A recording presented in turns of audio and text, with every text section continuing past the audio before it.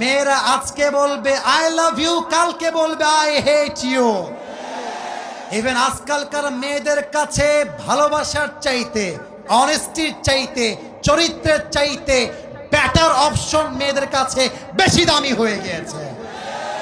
আজকে বলবে তোমাকে ছাড়া বাঁচবো না, কালকে আরেকজনকে দেখে wow this person is the better person than the first one, আরে এ তো আরো দেখতে সুন্দর, আরে এর তো টাকা আরো বেশি। প্রথম জনকে বলবে জান আমার না বাড়িতে কেউ মানছে না গো।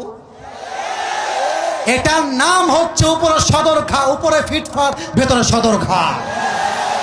অতএব বাবু যাকে বিয়ে করছো একটু ভেবে চিন্তে করো।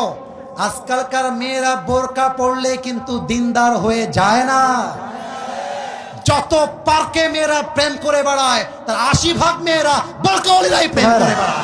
আচ্ছা আমার দিকে একটু তাকায় বলবেন এটা আমার মুখে কি? ডানে আওয়াজ বামে আওয়াজ নেই, এটার নাম কি?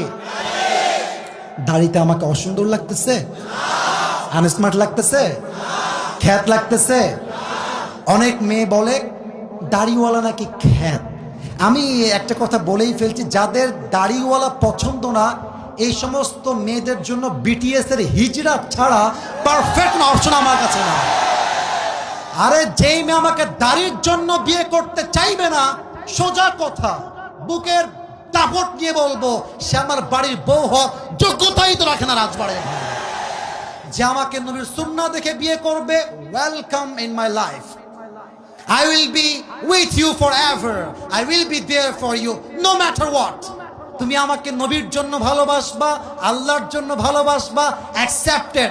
তুমি আমাকে টাকার জন্য ভালোবাসবা, তোমার মতো মেয়েকে আমি 2 পয়সা পরোয়া করি না যুবক ভাই। আল্লাহ প্রত্যেকটা মেয়েকে দিনদার যুবককে বিয়ে করার তৌফিক দান করুক, বলেন সবাই আমিন।